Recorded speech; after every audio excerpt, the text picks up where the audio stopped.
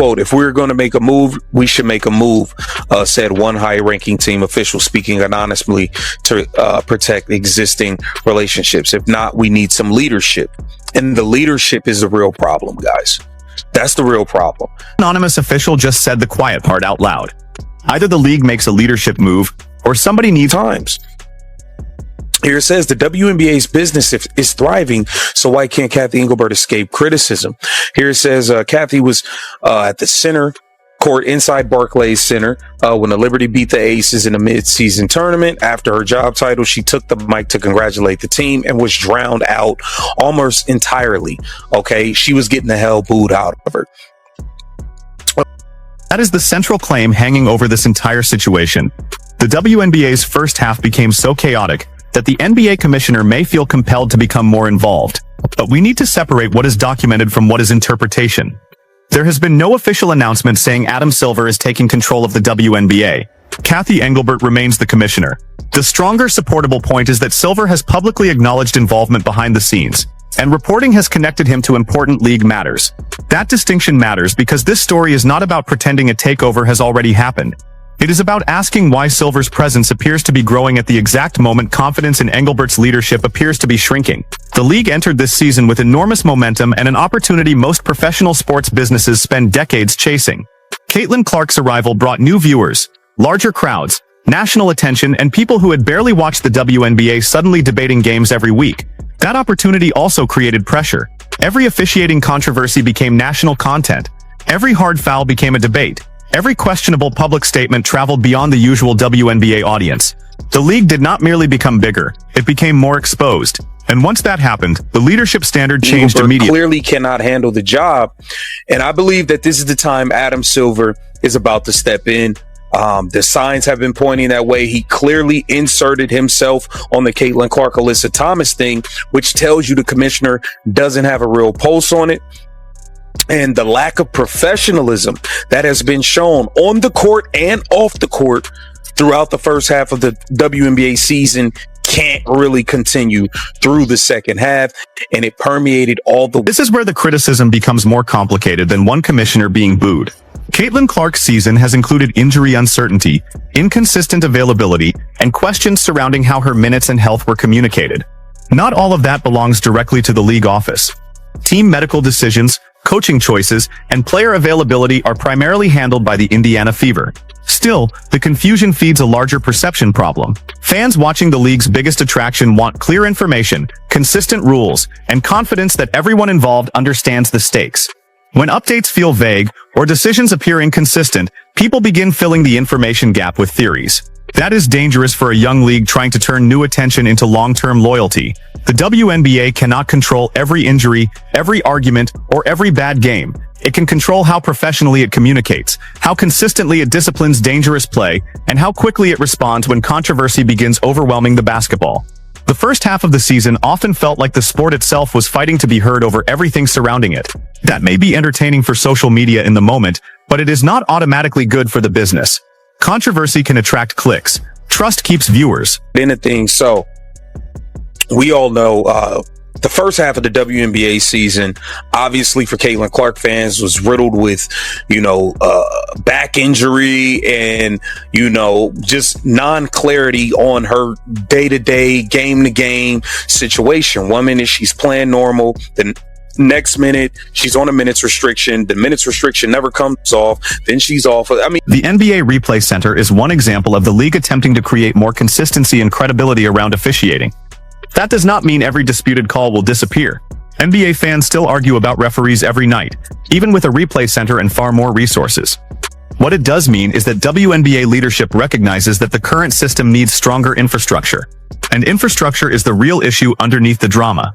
The WNBA is no longer operating in a small media environment where mistakes disappear after one news cycle. Clips are analyzed frame by frame. Players respond directly online. Former athletes, national broadcasters, independent creators, and millions of fans all shape the narrative before the league releases a statement. That requires a commissioner who can do more than negotiate business agreements. It requires someone who can communicate authority, anticipate reputational threats, and make the league appear organized during conflict.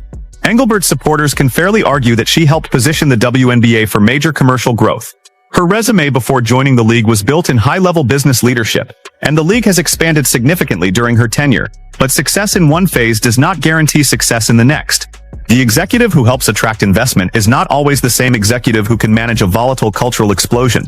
The skills overlap, but they are not identical. I don't think that this league can continue this way. It needs to actually perform like a professional business, which is why Adam Silver has already inserted himself. He's already stepped in on the Kathy Engelbert, Caitlin Clark situation, and that was just the beginning. He's going to be full-fledged monitoring things. You see they have the NBA replay center coming now. And captures the contradiction perfectly. The WNBA's business is thriving, yet its commissioner cannot escape criticism. Those two facts can exist at the same time. Revenue growth does not automatically prove that every leadership decision is effective. It can also mean the product has become powerful enough to grow despite unresolved weaknesses. Caitlin Clark is not solely responsible for every positive development in the WNBA, and the league had talented stars, dedicated fans, and improving business indicators before she arrived. But denying the scale of her impact would be equally unreasonable. Her presence accelerated the timetable. Games moved into larger arenas. Broadcast interest increased. Merchandise demand surged. Conversations that once stayed inside women's basketball circles became mainstream sports debates. That is why the stakes are so high. The WNBA has been handed a rare opportunity to transform a moment of attention into a permanent audience. But growth can hide structural problems temporarily. New viewers may tolerate confusion while everything feels fresh. They will not tolerate it forever. Eventually, the league has to prove that it can protect the quality of its product, communicate clearly, and create standards that are understood by players, teams, and fans. The concern surrounding Engelbert is not that the league has failed to grow. It is that leadership may not be adapting quickly enough to manage. Article in the New York Times, because it's saying, yeah, Kathy has brought some level. The business is thriving, but why can't she escape criticism? For one, the business we all know is only thriving because of the arrival of Caitlin Clark, but this business won't continue to thrive. Which is one of the most revealing parts of the reporting. According to the article being discussed, people around the league were willing to describe their frustrations privately, but were reluctant to attach their names publicly, even with anonymity offered. That does not prove every criticism is accurate. Anonymous sourcing must always be handled carefully. People can have personal agendas, incomplete information, or disagreements that have nothing to do with overall performance. But widespread reluctance to speak can still tell us something about the environment. It suggests that relationships are sensitive, power lines may be unclear, and people do not feel comfortable discussing Engelbert's job security openly. In a healthy organization, internal disagreement is normal. What becomes troubling is when nobody seems certain who has the authority to solve it. That brings us to the leadership vacuum. A commissioner does not need every player to like her. She does need stakeholders to understand the chain of command. When a disciplinary controversy erupts, who has the final voice? When collective bargaining becomes contentious, who is setting the strategy? When player criticism goes public, who addresses it before the issue grows? If the answer increasingly becomes Adam Silver, then the title of WNBA commissioner starts to look weaker, even if Engelbert technically remains in charge. And perception matters. Once players and team executives believe the real authority sits somewhere else, they naturally begin directing their attention toward that other authority. Seemingly no shortage of players other than team employees willing to complain publicly about day-to-day decision-making within the league. Engelbert's overall job security remains too hot for most to handle. While The Athletic spoke to a dozen sources around the league for this story, all almost refused to comment for publication, even anonymously. What they did do is provide a holistic view of the situation at Engelbert and the W. Structural detail that deserves more attention than the booing. Adam Silver appointed Engelbert in 2019, and reporting has raised questions about exactly where her accountability sits because the WNBA's Board of Governors reportedly had limited involvement in that appointment. That arrangement may have functioned when the league attracted less scrutiny. Now it creates a difficult question. Does Engelbert independently run the WNBA, or does she ultimately answer to Silver when the most important situations become too large? There is nothing inherently unusual about the NBA exercising influence. The leagues are deeply connected, and the NBA has financial, institutional, and operational relationships with the WNBA. Silver would naturally care about its success. The problem begins when his involvement appears less like cooperation and more like emergency supervision. That is the difference between a parent organization supporting leadership and a parent organization quietly losing confidence in it. The public does not have enough verified information to declare which one is happening. What we can see is a pattern of Silver becoming associated with increasingly important issues. Collective bargaining is one of them. Discipline is another. Officiating infrastructure is another. Together, those are not minor responsibilities. They touch labor, player safety, competitive integrity, and the league's public image. Those are the core functions of a commissioner. Adam Silver appointed Engelbert in 2019, giving her commissioner title no previous WNBA permanent leader had possessed. It was a testament to her CV, highlighted by a stint as the CEO of Deloitte, a multinational business consulting firm. Okay. It says, but the WNBA's board of governors lack involvement regarding Engelbert's hiring has led to question who exactly she reports to. Throughout her tenure, there have been moments that point to Silver's. The commentary argues that the league needs someone who puts business first, especially now that Caitlin Clark has become a worldwide attraction. That business first argument is understandable, but it needs to be defined carefully. Putting business first should not mean favoring one player in every dispute or turning the league into a promotional vehicle for a single star. Competitive credibility matters. Other players deserve respect. Teams need confidence that rules are enforced consistently regardless of popularity. But business competence does require recognizing reality.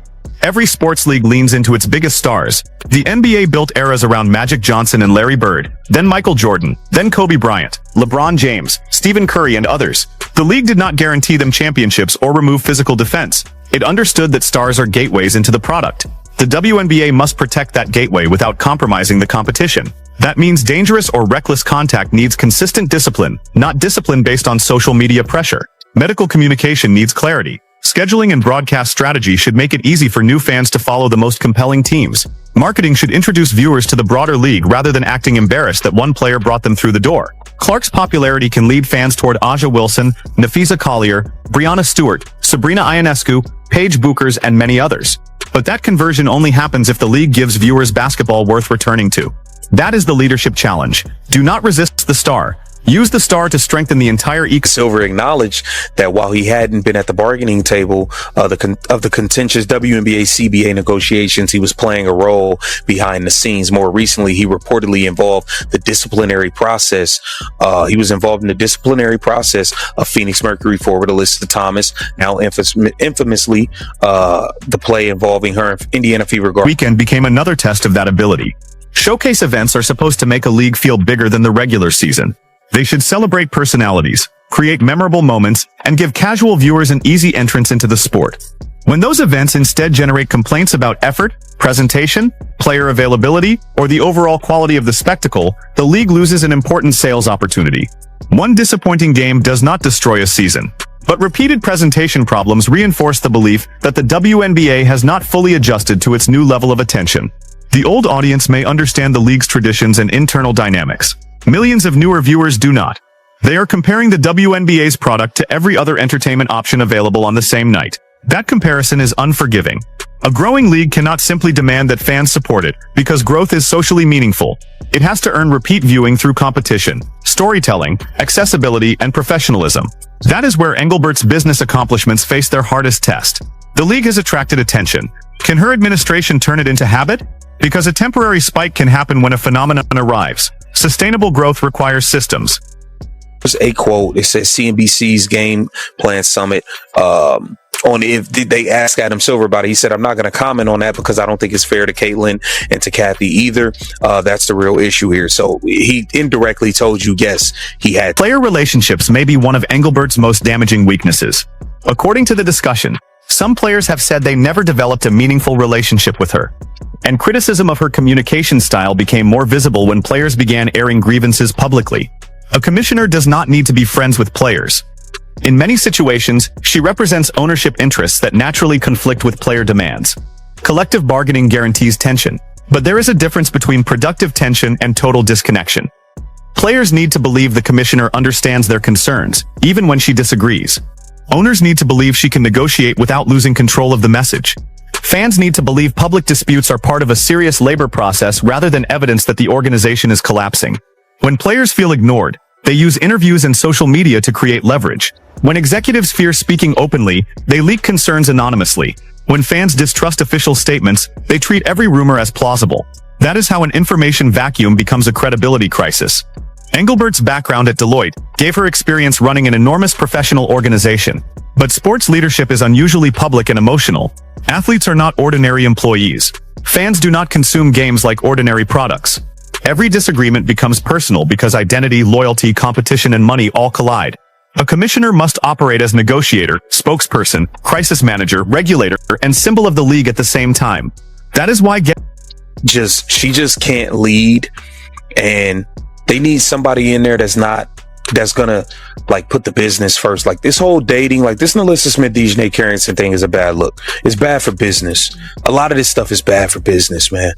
And until they got to get somebody in there that can get a grip on this thing, and like it actually needs to be run professionally. Now you have a worldwide international superstar. Happens next. The most dramatic possibility would be a formal leadership change.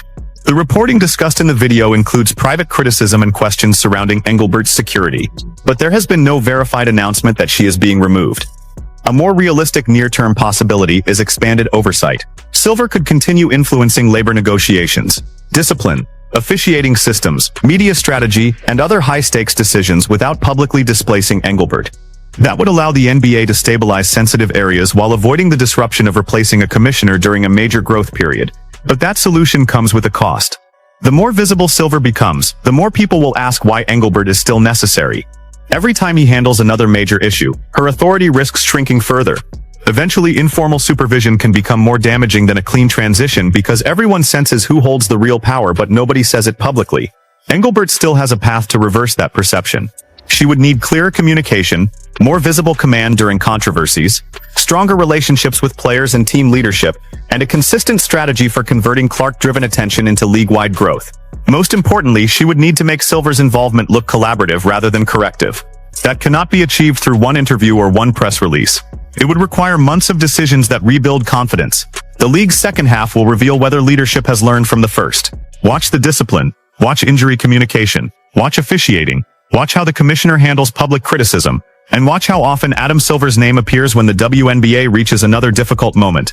That frequency may tell us more than any official statement. The WNBA has too much momentum to keep operating through confusion. It has elite talent, expanding visibility, valuable media relationships, and a star who has brought unprecedented attention. The opportunity is real. So is the risk. Does Cathy Engelbert deserve the chance to finish building what grew under her leadership? Or has Adam Silver's increasing involvement already shown that the league needs someone else in command? Choose a side in the comments. Like the video, subscribe, and tell me who you trust to lead the WNBA through its biggest moment.